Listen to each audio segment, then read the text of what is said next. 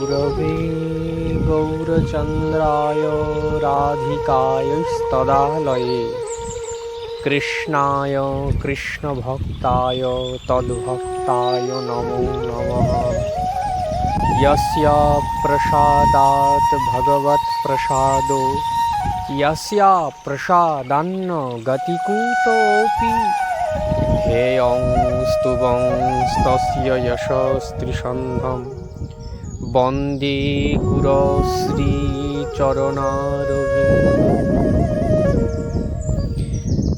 ঐকান্তিক বার্তালাপে আপনাদের সকলকে স্বাগত। গৌর নিত্যানন্দের অপার অসীম কৃপায় আমরা পারমার্থিকতার সেই পথকে অনুসরণ করব, এই ইচ্ছায়, এই অভিপ্রায়ে আমরা আবারও কিছু ঐকান্তিক আলোচনার রেশ ধরে আমরা যে কথাগুলো আস্বাদন করেছি বা করছি তার প্রতি আমাদের কতখানি মনোসংযোগ হয়েছে, সেই মনোসংযোগের প্রতি দৃষ্টি রেখেই আজ আমরা এখানে আলোচ্য বিষয়রূপে গ্রহণ করেছি শ্রী শ্রী মহাবিষ্ণুর অবতার অদ্বৈত আচার্যের জন্ম জয়ন্তী সমাগত প্রায়। তাদের সেই লীলা সমুদ্রের অনন্ত লীলাকণার বা লীলা জলকণার স্পর্শের অধিকার মাদৃশ জীবের নেই। তথাপিও মহাবিষ্ণুর অবতার অদ্বৈত আচার্যের শান্তিপুর পুরন্দরের জীবন চরিত্র সুধা মাধুরী আস্বাদন মানুষে আজ আমরা ঐকান্তিক বার্তালাপে তার বিষয়েই কিছু অবগত হব। সামনেই ওনার জন্মজয়ন্তী, কিছু কথা সময় থাকতেই শুরু হওয়া উচিত, এই অভিপ্রায়ে আমরা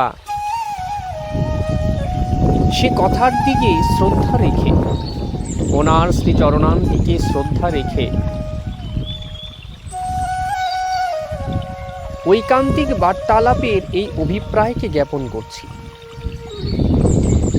মহাজন বলেছেন, বিষয়ে সকল মত্ত নাহি কৃষ্ণ নাম তত্ত্ব, ভক্তি শূন্য হইল অবনী, কলিকাল সর্প বিষে দগ্ধ জীব মিথ্যা রসে, না জানয়ে কে বাসে আপনি, নিজ কন্যা পুত্রোৎসবে মাতিয়া আছয়ে সবে, নাহি অন্য শুভ কর্ম লেশ, যক্ষ পূজে মদ্য মাংসে নানা রূপ জীব হিংসে, এই মতো হইল সর্বদেশ, দেখিয়া করুণা করি কমলাক্ষ নাম ধরি, অবতীর্ণ হইলা গৌর দেশে, ব্রজরাজ কুমার সাঙ্গ পাঙ্গ অবতার, করাইব আমি এই অভিলাষে, সর্ব আগে আগুয়ান জীবেরে করিতে ত্রাণ, শান্তিপুরে হইলা পরকাশ,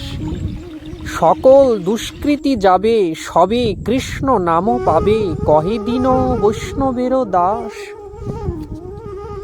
সেই কমলাক্ষ ন্যায় পঞ্চাননের শুভ আগমনের হেতু কেন তিনি অবতীর্ণ হলেন?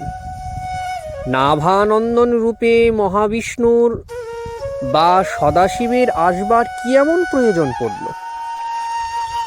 সীতাদ্বৈত তত্ত্ব নিরূপণ গ্রন্থে যেখানে স্পষ্টীকরণ করা হচ্ছে, স্পষ্ট করে ব্যক্ত করা হচ্ছে, এমনকি প্রামাণিক গ্রন্থ অদ্বৈত আচার্যের জীবনী বিষয়ক, লীলা বিষয়ক প্রামাণিক গ্রন্থ হলেন ওনার বয়োজ্যেষ্ঠ শিষ্য ঈশান নাগরের বিলিখিত অদ্বৈত প্রকাশ, বাস্তবিক প্রকাশ অদ্বৈত প্রকাশে, সেখানে অদ্বৈত প্রভুর জীবন চরিত্র বা জীবন সূর্যের যে সুপ্রকাশ, সেই সুপ্রকাশে জগৎজীবের যে হৃদয়ের অন্ধকার ঘুচেছে, এমনকি তদানীন্তন সময় থেকে শুধু গৌর ভক্তগণের হৃদয়ে যে ভক্তির সুপ্রকাশিত হয়েছেন, ঈশান নাগরের বিলিখিত অদ্বৈত প্রকাশ তার যেন জীবন্ত উদাহরণ। জাজল্যমান বা দেদীপ্যমান এই সুপ্রকাশিত অদ্বৈত প্রকাশ গ্রন্থের দ্বারা অদ্বৈত প্রভুর জীবনী সম্যকরূপে অবগত হওয়া যায়, জানা যায়। কিন্তু নিদারুণ দুঃখ, আমরা এই গ্রন্থের বা আমাদের জীবনে এই গ্রন্থ কতখানি সমাদরে সমাদৃত হয়েছে, প্রায় যেন অজ্ঞাতই হয়ে যাচ্ছে দিন দিন। অদ্বৈত প্রভুর জীবনী, গৌর আনা গুণের নিধি ঠাকুর অদ্বৈতের জীবনী আমরা কতটুকুই বা জানি।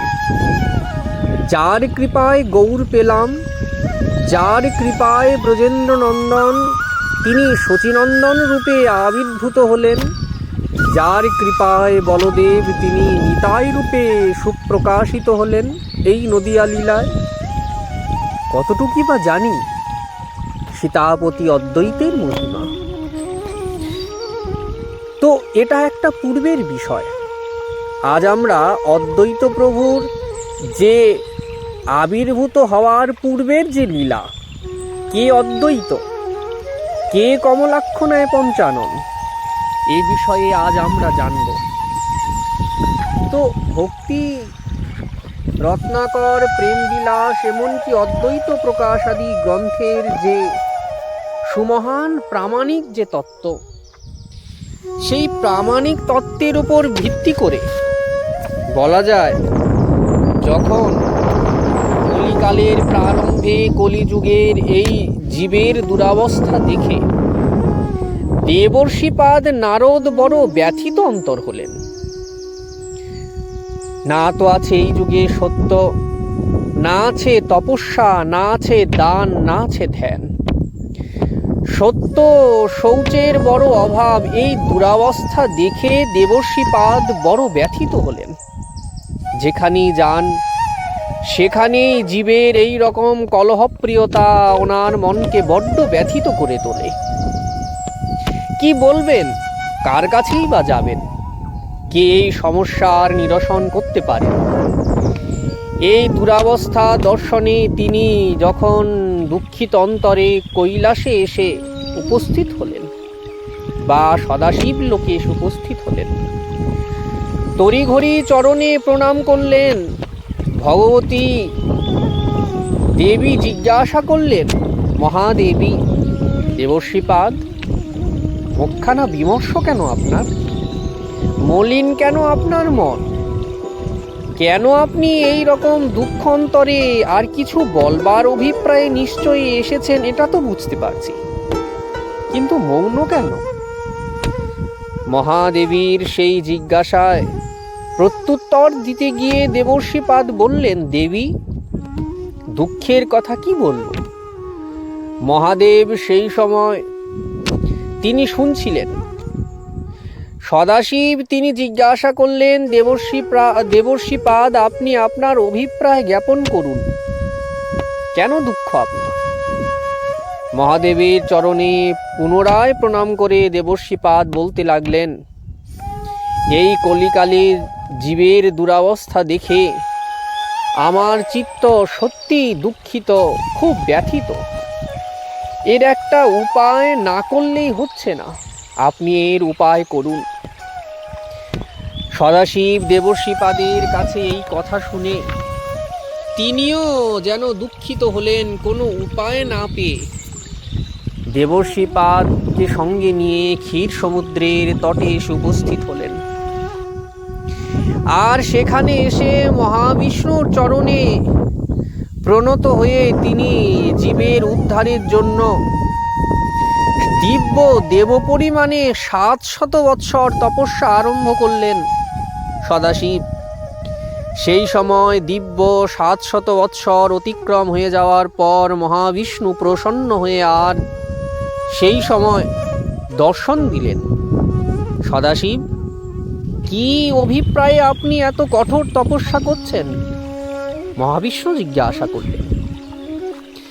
সদাশিব সামনে নিজ ইষ্টদেব মহাবিষ্ণুকে দর্শন করে প্রণাম করে প্রার্থনা করলেন, দেবদেব, আপনার চরণে প্রার্থনা, যদি আপনি জীবগণের প্রতি শুভ দৃষ্টিপাত না করেন, হায় হায়, এরা যে অধঃপতনে যায়।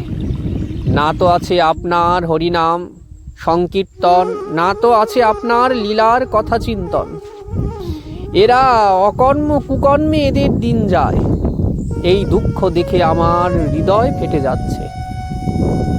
মহাবিষ্ণু বললেন, সদাশিব, আপনি যে কথা ব্যক্ত করেছেন সে কথা আমার মনঃপূত। আপনি যে কঠোর পরিশ্রম করেছেন, তপস্যা করেছেন আমাকে সন্তুষ্ট করে উপায় বের করার জন্যে, আসুন। এই বলে মহাবিষ্ণু সদাশিবকে আলিঙ্গন করলেন। দুই তনু এক হলেন, অর্থাৎ হরিহর এক আত্মা হলেন। সঙ্গে সঙ্গে কিন্তু এখন কথা হচ্ছে যে এটা তো আর শুধু সদাশিবের কাজ নয়, না তো এটা শুধু মহাবিষ্ণুর কর্ম। যখন দুই দেহ এক হলেন, আকাশবাণী হলো, আপনারা দুইজন এক দেহ হয়েছেন, তাই সদাশিব আপনি মহাবিষ্ণুর অবতার রূপে কুবের পণ্ডিত নাভা দেবীর গর্ভে আপনি নাভানন্দন রূপে আবির্ভূত হবেন। কে বললেন? আকাশবাণী। আর আমি অতি সত্বর গৌরমণ্ডলে সংকীর্তন প্রচার যজ্ঞে স্বয়ং শচী দুলাল রূপে আবির্ভূত হব। আকাশবাণী অন্তর্হিত হলেন। আর সেই পরিসরেই যেন সদাশিব মহাবিষ্ণু যে এক হয়েছিলেন, তো সেই সময় অদ্বৈত আচার্য বা কমলাক্ষ ন্যায় পঞ্চানন রূপে আবির্ভূত হবার যে লীলা বা অদ্বৈত প্রভুর আবির্ভাবের প্রথমে যে লীলা, কি করে মহাবিষ্ণুর অবতার হলেন তিনি, তো এরপরে যথাসময়ে যেটা আমাদের প্রেমবিলাস গ্রন্থে পাওয়া যায় যে এরপরে স্বয়ং যক্ষপতি কুবেরেরও ইচ্ছা ছিল, কেননা মহাদেবকে তিনি মিত্র বলে মানতেন, কিন্তু ওনার ইচ্ছা ছিল যে মহাদেবকে যাতে উনি পুত্র রূপে লাভ করেন। এই জন্য বহু তপস্যাও করেছিলেন যক্ষপতি কুবের। সেই তপস্যার ফলেই যেন তিনি কুবের পণ্ডিত অর্থাৎ অদ্বৈত প্রভুর পিতা হওয়ার সৌভাগ্যকে লাভ করেছিলেন। এরপরে ক্রমে ক্রমে স্বয়ং কুবের পণ্ডিত নাভা দেবীর আরও 6 পুত্র কন্যা আবির্ভূত হলেন, কিন্তু জন্ম নিয়েই কন্যা স্বর্গে চলে গেলেন, অর্থাৎ অন্তর্হিতা হলেন।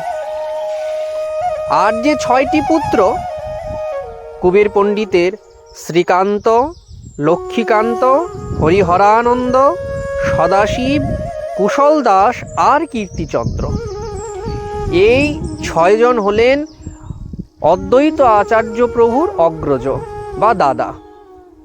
কিন্তু এই 6 পুত্র তীর্থ পর্যটনে গেলে 4 জন আর সেই সময় অন্তর্হিত হয়ে যান, 2 জন ফিরে আসেন, 2 পুত্র এসে সংসার করলেন। কিন্তু তাদের কথা সেভাবে পরবর্তীকালে লীলায় আর পাওয়া যায় না। তারা কি লীলা করেছেন, কোথায় গিয়েছেন, কি করে অন্তর্হিত হয়েছেন, এ বিষয়ে তেমন একটা কিছু জানা যায় না।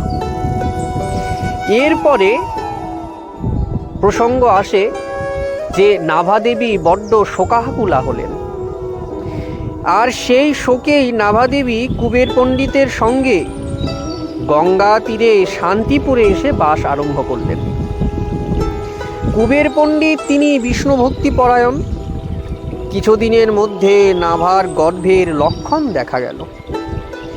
স্বয়ং সদাশিব ভগবান নাভার গর্ভে প্রবেশ করলেন। শান্তিপুর থেকে এরপরে কিছুদিন পরে কুবের পণ্ডিত সেই শ্রীহট্টের যে লাউর পরগনা নবগ্রাম, সেইখানে যা আজ বর্তমান সময়ে পূর্ববঙ্গ অর্থাৎ বাংলাদেশের সুনামগঞ্জে যা রয়েছে, তো সেইখানে সেই কুবের পণ্ডিত নাভাদেবীকে নিয়ে নবগ্রামে এসে উপস্থিত হলেন। সেই পরগনার রাজা দিব্যসিংহ তিনি জানতে পারলেন যে নাভাদেবী গর্ভবতী। রাজা ভবিষ্যৎবাণী করলেন, আমার মনে হচ্ছে যে আপনার পত্নীর গর্ভে যে সন্তান হবে সে সমস্ত জীবের দুঃখকে নাশ করবে। এই প্রকার কথা শ্রবণে ব্রাহ্মণ দম্পতি স্বয়ং কুবের পণ্ডিত নাভাদেবী বড় প্রসন্ন চিত্ত হলেন। দেখতে দেখতে সেই শুভক্ষণ সমাগত হলেন। সেই 1355 শতাব্দে 1433 খ্রিস্টাব্দ নাভাদেবীর 10 মাস পূর্ণ হল। মাঘী সপ্তমীর সেই শুভক্ষণে অদ্বৈত আচার্য প্রভু প্রকটিত হলেন। কমলাক্ষ ন্যায় পঞ্চানন, পরবর্তীকালে অদ্বৈত নাম হয়েছে, আমরা আসব সেই লীলা কথায় কেন তার অদ্বৈত নাম হলো। তো সেই সময় মাঘী সপ্তমীর সেই শুভক্ষণে সেই কমলাক্ষ ন্যায় পঞ্চানন সদাশিব ভগবান তিনি মহাবিষ্ণুর অবতার রূপে আবির্ভূত হলেন।